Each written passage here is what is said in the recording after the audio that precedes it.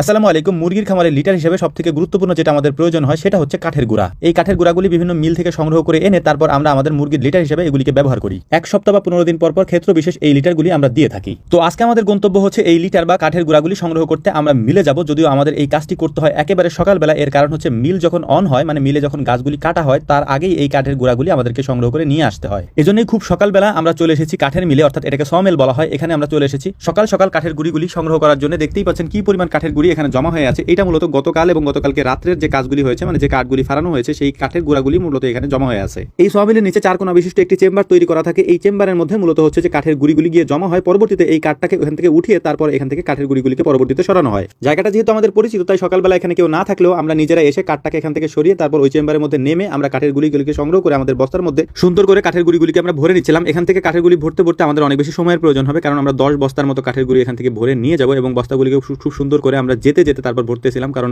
কাঠের গুঁড়ি একটু হালকা টাইপের হয় এবং কিছুক্ষণ গরম অবস্থায় থাকলে এগুলি শুকিয়ে যেতে থাকে, তখন আরো হালকা হয়ে যায়। তো আমরা এই কাঠের গুঁড়িগুলিকে বস্তার মধ্যে ভরে আমাদের এখানে সকালবেলা নাস্তাও করতে হবে, কারণ আমাদের যেতে যেতে একটু লেট হবে। এজন্য বস্তার মুখগুলি বাঁধার আগে আমরা নাস্তা করে নেব এবং নাস্তা করে নিয়ে তারপর বস্তার মুখগুলি বেঁধে আমাদের একটা ভ্যান আসার কথা, ভ্যান আসবে, ওই ভ্যানে করে এইগুলি আমরা নিয়ে আমাদের খামারে চলে যাবো ইনশাআল্লাহ। স্বাভাবিকভাবে আমরা যখন বাইরে কাজ করতে যাই তখন যদি আমাদের সকালের নাস্তা সেখানে করতে হয় তাহলে আমরা পরোটা খাই। এটার কারণ হচ্ছে যে আমাদের শর্টকাটে এবং অল্প সময়ের মধ্যে সেটা করতে পারি আমরা এবং খেতেও পারি। কিন্তু আজকে দেখলাম যে এখানে সুন্দর করে খিচুড়ি রান্না করা হয়েছে, তাই আজকে আমরা পরোটা নিয়ে এসে আমরা এখানে খিচুড়ি নিয়ে এসেছি। সবাই মিলে ওখানে গিয়ে খাওয়া দাওয়া করতে হলে আমাদের একটু সময় লাগতো, যে কারণে আমরা এই মিলের এখানে নিয়ে এসেছি এবং এখানে বসে সুন্দর করে সকালের নাস্তাটা করে তারপর এই বস্তাগুলির মুখ বেঁধে আমরা আমাদের যে ভ্যান আসবে ওই ভ্যানের উপরে সাজিয়ে দেবো ইনশাআল্লাহ। যেহেতু খাবারের জন্য আমাদের কোনো প্লেট নাই, আর যদি আমরা ওইখানে হোটেলে গিয়ে খেয়ে আসতাম সেক্ষেত্রে আমাদের প্লেটের প্রয়োজন হতো না, কিন্তু আমরা যেহেতু খিচুড়ি নিয়ে এসেছি তাই পলিথিনের মধ্যেই আমাদেরকে খেতে হচ্ছে। তো যাই হোক, আলহামদুলিল্লাহ আমাদের খাওয়া দাওয়া শেষ হওয়ার পর এখন আমাদের কাজ হচ্ছে একটু বিশ্রাম নিয়ে তারপর এই যে বস্তাগুলি আছে এই বস্তাগুলিকে সুন্দর করে আমরা বেঁধে নিচ্ছিলাম, কারণ এই বস্তাগুলি একটু ফাঁকা থাকলে যখন আমরা এগুলিকে আমাদের ভ্যানের উপরে সাজাবো, যেহেতু এগুলি শুকনা তাই একটু ফাঁকা থাকলে এগুলি পড়ে যেতে পারে, এই কারণে খুব সুন্দর মতো আমরা বেঁধে নিয়েছি। বেঁধে নেওয়ার পর এগুলিকে আমাদের ভ্যানের উপরে সাজিয়ে নিয়ে আমরা এখন চলে যাবো আমাদের খামারের দিকে এবং খামারে গিয়েই আমাদের যে মুরগির লিটারগুলি আছে সেগুলিকে পরিষ্কার করে এই নতুন লিটার বা নতুন যে কাঠের গুঁড়িগুলি আমরা নিয়ে যাচ্ছি এগুলি আমরা দিয়ে দেবো ইনশাআল্লাহ। আলহামদুলিল্লাহ সকালের কাজে অনেক বেশি বরকত হয়। একেবারে ভোর থেকে যদি কাজ শুরু করা যায় তাহলে দিনের অর্ধেক কাজে মনে হয় যে আমরা শেষ করে ফেলতে পেরেছি। তো আলহামদুলিল্লাহ আমরা চলে এসেছি আমাদের খামারে বা আমাদের বাড়িতে।